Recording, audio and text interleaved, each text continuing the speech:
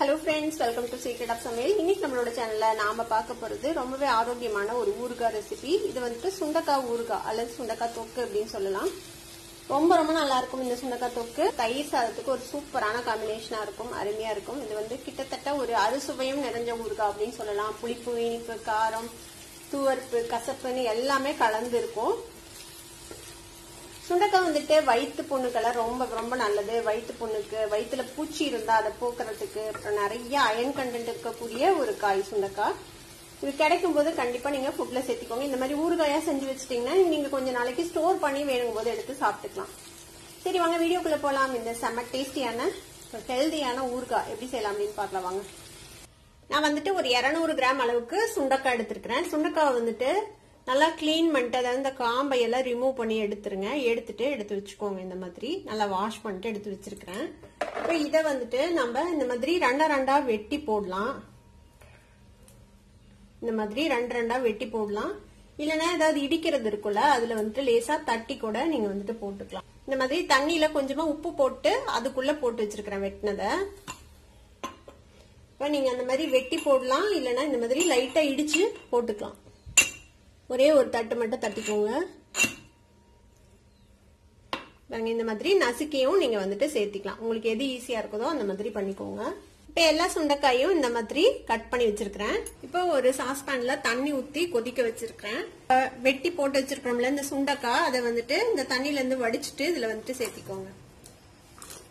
இப்ப இது வந்துட்டு வேகட்டும். இந்த தண்ணியில ஒரு 5-6 நிமிஷம் இதை வந்துட்டு வேக விடுங்க. அப்படியே மீடியம் ஃபிளேம்ல வச்சு இது கொஞ்சம் சாஃப்டா வேகணும். அது வரைக்கும் இதை வந்துட்டு வேக வச்சுக்க போறோம். இந்த தண்ணியில ஒரு 5 நிமிஷம் நம்ம வந்துட்டு வேக வச்சிருக்கிறோம். பாத்தீங்கன்னா தெரியும், கலர் சேஞ்ச் ஆயிடுச்சு. சுண்டக்காய் வந்துட்டு வெந்துருச்சு. இப்ப இதை வந்துட்டு வடிச்சிடலாம். நம்ம வடிச்சட்டில நல்லெண்ணெய் விட்டுக்கோங்க.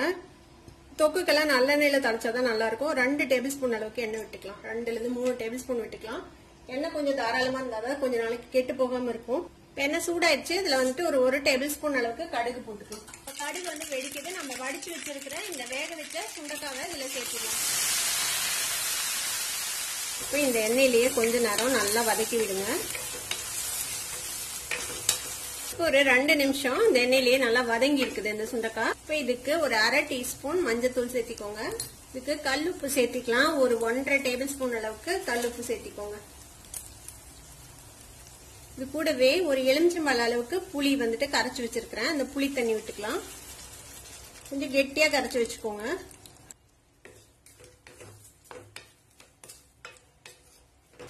இது கூட ஒரு 3 டேபிள் ஸ்பூன் அளவுக்கு மிளகாய் தூள் எடுத்து வச்சிருக்கிறேன். நான் எடுத்திருக்கிறது 2 டேபிள் ஸ்பூன் வந்து நார்மல் மிளகாய் பொடி, 1 டேபிள் ஸ்பூன் வந்து காஷ்மீர் சில்லி பவுடர் எடுத்திருக்கிறேன்.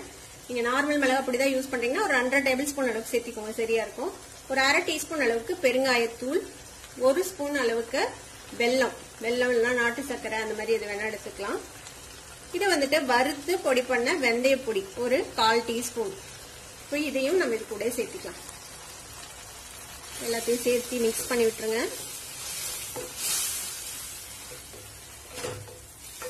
இப்போ ஃப்ளேமை லோ பண்ணி வச்சு இது இப்படியே வேகட்டும். நம்ம விட்ட புளி எல்லாம் நல்லா சுண்டி நல்லா ஒரு தொக்கு கன்சிஸ்டன்சிக்கு வரணும். அது வரைக்கும் இதை வந்துட்டு இப்படியே வேக வச்சுக்கலாம்.